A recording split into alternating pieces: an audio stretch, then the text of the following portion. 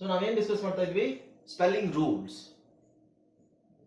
Spelling ಯಾವ್ಯಾವ ತರಹದ ಸ್ಪೆಲ್ಲಿಂಗ್ಗಳು, ಯಾವ್ಯಾವ ಅಕ್ಷರಗಳು ಎಲ್ಲೆಲ್ಲಿ ಬರಬೇಕು ಅನ್ನೋದ್ರ ಬಗ್ಗೆ ಸ್ಪೆಲ್ಲಿಂಗ್ ರೂಲ್ಸ್ ಅಂತ ಇಂಗ್ಲಿಷ್ ಅಲ್ಲಿ ಇದೆ.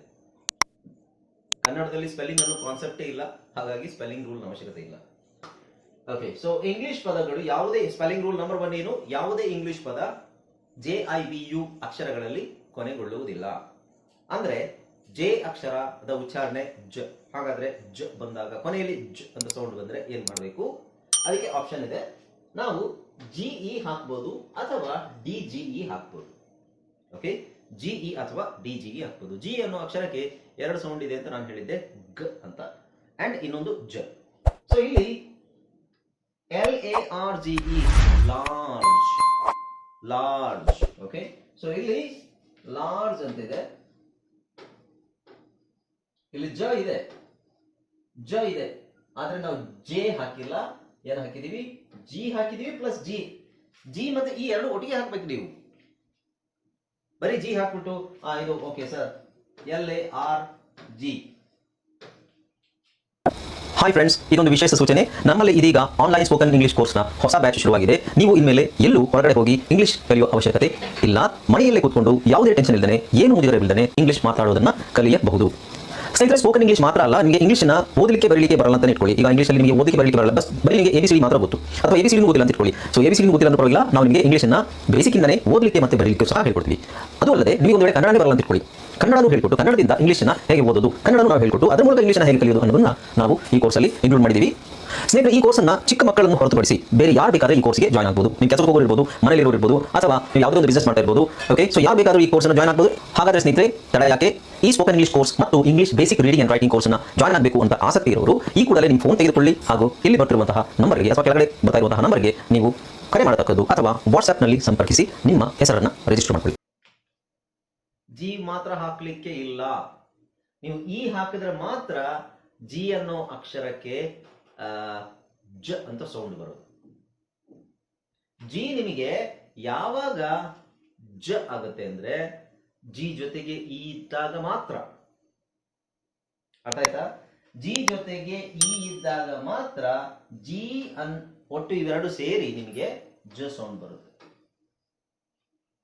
ಈ ಸೈಲೆಂಟ್ ಇರುತ್ತೆ, ಅಫ್ಕೋರ್ಸ್ ಈ ಇಲ್ಲಿ ಸೈಲೆಂಟ್ ಇರುತ್ತೆ ತಾನೆ ಕೊನೆಯಲ್ಲಿ. ಸೊ ಇದೇನಾಗುತ್ತೆ? ಲಾರ್ಜ್, ಚಾರ್ಜ್, ಬಾಜ್, ಅಥವಾ ಇನ್ಯಾವ್ದು ಹಾಕ್ಬೋದು ನಾವು? DGE. DGE ಇದರ ಅರ್ಥ ಏನು? ಡಿ ಸೈಲೆಂಟ್ ಆಗಿರುತ್ತೆ. ಇದು ಸೈಲೆಂಟ್ ಲೆಟರ್ಸ್ ಅಲ್ಲಿ ನಾನು ನಿಮಗೆ ಹೇಳಿದ್ದೀನಿ, ರೈಟ್? ಸೊ ಇಲ್ಲಿ ನೋಡಿ ಎಕ್ಸಾಂಪಲ್, DGE ಇಲ್ಲೇ ಇದೆ ನೋಡಿ. Edge, edge, cage, huge, rage, edge. ಇಲ್ಲಿ ನೋಡಿ DGE ಇದೆ. ನಾಲೆಡ್ಜ್, ಹಾಜ್, ಬ್ಯಾಜ್,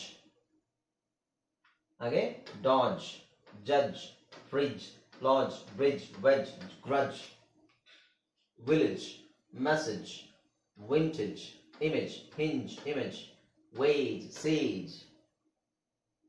ಗೊತ್ತಾಯ್ತಾ ಏನರ್ಥ? ಜೆ ಅಕ್ಷರ ಬರೆಯೋ ಹಾಗಿಲ್ಲ. ಹಾಗಾದ್ರೆ ಜ ಅಕ್ಷರಕ್ಕೆ ಏನ್ ಬರಿಬೇಕು ನಾವು? ಜ ಶಬ್ದಕ್ಕೆ ಏನ್ ಬರಿಬೇಕು? GE ಅಥವಾ DGE ಎರಡು ಬರಿಬೇಕು. ಅದು DGE ಎಲ್ಲಿ ಬರುತ್ತೆ? ಬರೀ GE ಎಲ್ಲಿ ಬರುತ್ತೆ? ಕೊನೆಗೆ ಗೊತ್ತಾಗುತ್ತೆ ನಿಮಗೆ. ಯಾಕೆಂದ್ರೆ ಸಪರೇಟ್ ಆಗಿ DGE ಮತ್ತೆ G ಇದು ಜಿ ಇದು ಸ್ಪೆಲ್ಲಿಂಗ್ ರೂಲೇ ಇದೆ ನಿಮಗೆ ಸಪರೇಟ್ ಆಗಿ. ಓಕೆ, ಅರ್ಥ ಆಯ್ತಲ್ವಾ? ನೆಕ್ಸ್ಟ್ ಇದು ಐ. ಫಸ್ಟ್ ಜೆ ನೋಡಿದ್ವಿ ಇಲ್ಲಿ, ಜೆ ನೋಡಿದ್ವಿ ಇಲ್ಲಿ, ಇಲ್ಲಿ ನೆಕ್ಸ್ಟ್ ಬಂದು ನಿಮಗೆ ಐ. ಐಗೆ ನಿಮಗೆ 2 ಸೌಂಡ್ಸ್ ಇದೆ. ಐಗೆ ಐ ಅಂತ ಅಕ್ಷರ ಬಂದಾಗ ಅದಕ್ಕೆ 2 ಉಚ್ಚಾರಣೆ ಇದೆ. ಯಾವ್ದು? ಐ 2 ಸೌಂಡ್ ಯಾವುದು? ನಾನು ಫಸ್ಟ್ ಹೇಳಿದ್ರೆ ನಿಮಗೆ, ಒಂದು ಲಾಂಗ್ ವೋವೆಲ್, ಶಾರ್ಟ್ ವೋವೆಲ್. ಇದು ಐ ಅಂತ ಅಕ್ಷರ ಬಂದಾಗ ನಾವು ಇದಕ್ಕೆ ಐ ಅಂತ ಇರ್ಬೋದು, ಅಥವಾ ಇನ್ನೊಂದು ಯಾವುದು? ಇ. ಆದ್ರೂ ಇದನ್ನು ಕೊನೆಗೆ ನಾವು ಬರೆಯುವಾಗಿಲ್ಲ. ಐ ಅಂತ ಸೌಂಡು ಬಂದಾಗ ಕೊನೆಯಲ್ಲಿ ನಾವು ಐ ಅಂತ ಬರೆಯಂಗಿಲ್ಲ. ಇ ಅಂತ ಬಂದಾಗ್ಲೂ ಐ ಅಂತ ಬರೆಯಾಗಿಲ್ಲ. ಅದ್ರ ಬದಲು ನಾವು ಯಾವ ಅಕ್ಷರ ಬರಿತೀವಿ? ವೈ. Okay, Y. ಇಲ್ಲಿ ನೋಡಿ ಎನಿ. ಎನಿ ಅಂತ, ಆನಿ ಅಲ್ಲ, ಎನಿ. ಅದು ಎ ಯಾಕಾಗುತ್ತೆ ಅನ್ನೋದು ಮುಂದೆ ಗೊತ್ತಾಗುತ್ತೆ ನಿಮಗೆ. ಎನಿ ಎನಿ ಅಂತಿದೆ. ಎನಿ ನಾನು ಈ ತರ ಬರಿಬಹುದಲ್ವಾ? ಇದು ಬರೆಯೋ ಹಾಗಿಲ್ಲ ಅಂತಾನೆ ಹೇಳ್ತಾ ಇರೋದು. ಏನು ಐ ಬರೋ ಹಾಗಿಲ್ಲ ಕೊನೆಯಲ್ಲಿ, ವೈ. ಸೊ ಅವಾಗ ಏನಾಗುತ್ತೆ ಎನಿ. ಹಾಗೇನೆ ಇಲ್ಲಿ ನೋಡಿ, ಇಲ್ಲಿ ಈ ಸೌಂಡ್ ಇದೆ ಎಲ್ಲದರಲ್ಲೂ. E, any, many, Emmy, family, E, baby, E, daddy, E, mummy, ಕೊನೆಯಲ್ಲಿ ಇ. ಇಲ್ಲಿ ಐ ಇದೆ,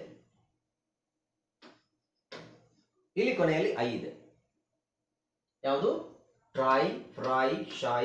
ಸೊ ಇಲ್ಲಿ ಯಾಕೆ ಐ ಬರುತ್ತೆ, ಅಲ್ಲಿ ಯಾಕೆ ಇ ಬರುತ್ತೆ ಅನ್ನೋದು ಇನ್ನೊಂದು ಸ್ಪೆಲ್ಲಿಂಗ್ ರೂಲ್ ಇದೆ, ಅವಾಗ ನೀವು ತಿಳ್ಕೊಬಹುದು. Got it? ನೋಡಿ, ಸ್ಪೆಸಿಫಿಕ್ ಕರೆಕ್ಟ್ ಆಗಿ ತಿಳ್ಕೊಳ್ಳಿ. ಈ ಸ್ಪೆಲ್ಲಿಂಗ್ ರೂಲ್ಸ್ ಬಹಳ ಮುಖ್ಯ. ನೀವು ಸ್ವಲ್ಪ ಆಚೆ ಈಚೆ ನಿಮ್ ಗಮನ ಹೋದ್ರೂ ಮತ್ತೆ ನಿಮಗೆ ಅರ್ಥ ಆಗೋದು ಬಹಳ ಕಷ್ಟ ಆಗುತ್ತೆ. ಸರಿಯಾಗಿ ಕರೆಕ್ಟ್ ಆಗಿ ಕೇಳಿಸ್ಕೊಳ್ಳಿ. ನಿಮ್ಗೆ ಏನಾದ್ರು ಈ ಇದಕ್ಕೆ ಸಂಬಂಧಪಟ್ಟ ಏನಾದ್ರು ಡೌಟ್ ಇದ್ರೆ ಕೇಳ್ಬೋದು. ಗೊತ್ತಾಯ್ತಲ್ವಾ? ಆದ್ರೆ ಎಕ್ಸೆಪ್ಷನ್ಸ್ ಅಂತಿದೆ. ಎಕ್ಸೆಪ್ಷನ್ಸ್ ಅಂದ್ರೆ ಏನು? ಓಕೆ, ಈ ರೂಲ್ ಏನೋ ಕೊನೆಯಲ್ಲಿ ಬಂದಾಗ ಐ ಅನ್ನೋ ಅಕ್ಷರ ಬರೆಯೋ ಹಾಗಿಲ್ಲ, ಆದ್ರೆ ಒಂದಷ್ಟು ವರ್ಡ್ಸ್ ಇದಾವೆ, ಅದು ಎಕ್ಸೆಪ್ಷನ್ ಅಂದ್ರೆ ಆದ್ರೆ ಈ ಪದಗಳಲ್ಲಿ ಬರುತ್ತೆ, ಈ ಪದಗಳನ್ನು ಬಿಟ್ಟು ಬೇರೆ ಯಾವುದೇ ಪದಗಳಲ್ಲಿ ಬರುವುದಿಲ್ಲ, ಅದಕ್ಕೆ ನಾವು ಎಕ್ಸೆಪ್ಷನ್ ಅಂತ ಹೇಳ್ತೀವಿ. ಕೆಲವು ರೂಲ್ಗೆ ಎಕ್ಸೆಪ್ಷನ್ಸ್ ಇರುತ್ತೆ, ಕೆಲವು ರೂಲ್ಗೆ ಎಕ್ಸೆಪ್ಷನ್ಸ್ ಇರಲ್ಲ. ಓಕೆ, ಸೊ ಈಗ ಎಕ್ಸೆಪ್ಷನ್ಸ್ ಯಾವ್ದು ಅಂತ ನೋಡೋಣ. ಎಕ್ಸೆಪ್ಷನ್ಸ್ ನೋಡಿ,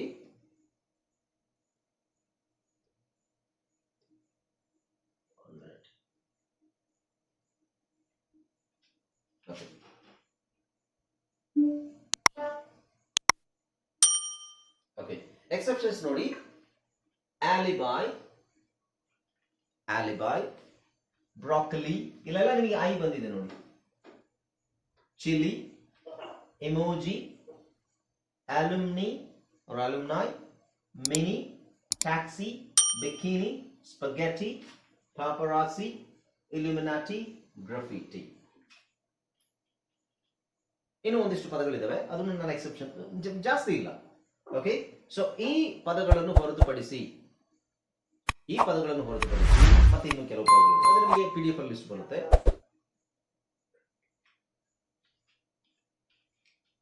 ಎನಿ ಕ್ವೆಶನ್ಸ್? ಮ್ಯೂಟ್ ಮಾಡ್ಕೊಳ್ಳಿ ದಯವಿಟ್ಟು.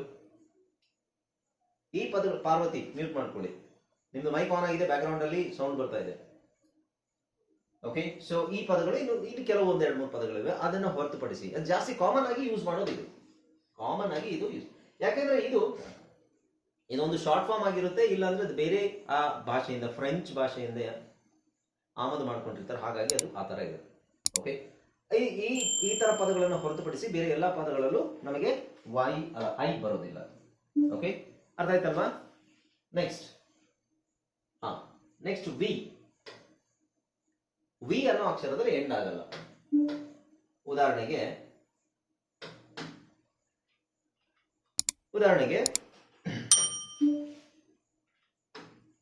ನೋಡಿ, ವೆರಿ ಸಿಂಪಲ್ ವರ್ಡ್, ಹ್ಯಾವ್.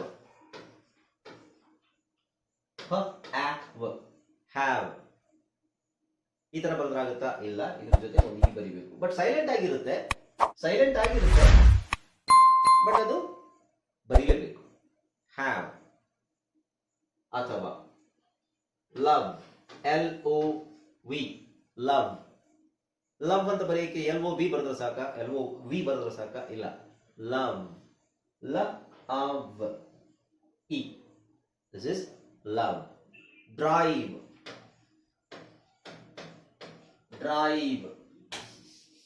ಇಷ್ಟು ಬರೆದ್ರೆ ಸಾಕ? ಇಲ್ಲ, ಅದಕ್ಕೆ ನಾವು ಈ ಹಾಕ್ಲೇಬೇಕು. That is the rule.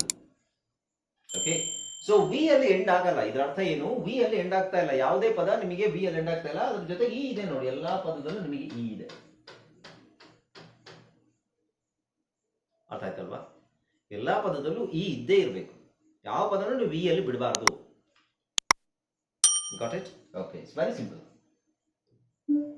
Next ಇನ್ನೊಂದು ಯು.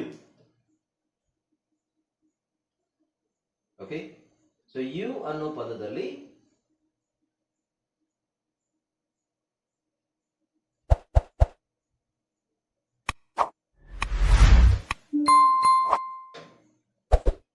ಯು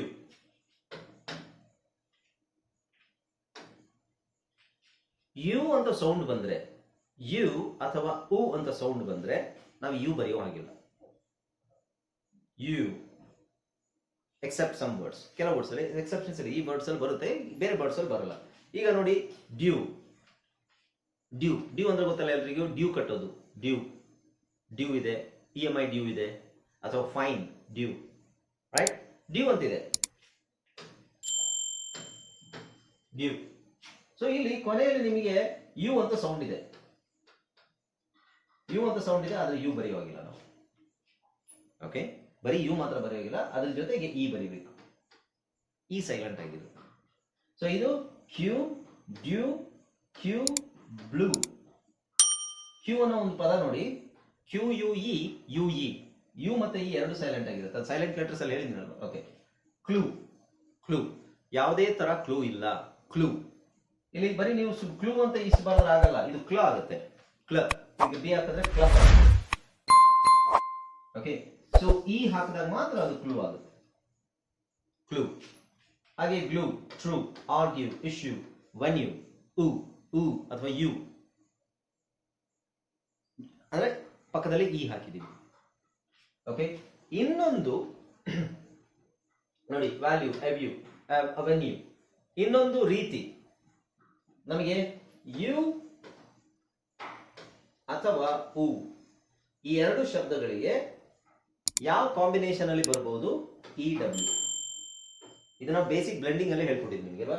ಇ ಡಬ್ಲ್ಯೂ ಬಂದಾಗ ಉ ಅಥವಾ ಯು ಸೌಂಡ್ ಇರುತ್ತೆ. ಇಲ್ಲಿ ಅದೇ ನೋಡಿ ಏನಿದೆ, ಫ್ಯೂ, ಯು, ಸ್ಕ್ರೂ, ಉ, through, brew, grew, cashew, dew, U U U ಇದೆ, ಯು ಮತ್ತೆ ಉ ಸೌಂಡ್ ಇದೆ, ಆದ್ರೆ ನಾವು ಯು ಬಳಸ್ತಾ ಇಲ್ಲ. ಏನ್ ಬಳಸ್ತಾ ಇದೀವಿ? ಇ ಡಬ್ಲ್ಯೂ ಬಳಸ್ತಾ ಇದೀವಿ. ಅರ್ಥ ಆಯ್ತಾ? ಇ ಮತ್ತೆ ಡಬ್ಲ್ಯೂ ಬಳಸ್ತಾ ಇದೀವಿ. Okay, right. ಎಕ್ಸೆಪ್ಷನ್ಸ್ ನೋಡಿ, Y O U U, Y O U U ಬರ್ಬೋದು ಎಕ್ಸೆಪ್ಷನ್ ಅಂದ್ರೆ ಈ ಪದಗಳನ್ನು ಹೊರತುಪಡಿಸಿ. ವೈ ಓ ಯು ಯು, ಅಲ್ಲಿ ಯು ಇದೆ, ಇಲ್ಲಿ ಯು ಇದೆ, ಇಲ್ಲಿ ಫ್ಲೂ, ಇಲ್ಲಿ ಯು ಇದೆ, ಇಲ್ಲೂ ಯು ಇದೆ, ಬ್ಯೂರೋ ಯು ಇದೆ, ಮೆನ್ಯೂ, ಪ್ಲಾಟೋ, ಲ್ಯೂ. ಈ ಪದಗಳು ಬಿಟ್ಟು ಬೇರೆ ಎಲ್ಲ ಪದಗಳಲ್ಲೂ, ಆಲ್ಮೋಸ್ಟ್ ಎಲ್ಲ ಪದಗಳಲ್ಲೂ ನಿಮಗೆ ಯು ಬರೋದಿಲ್ಲ. This is the rule. Okay,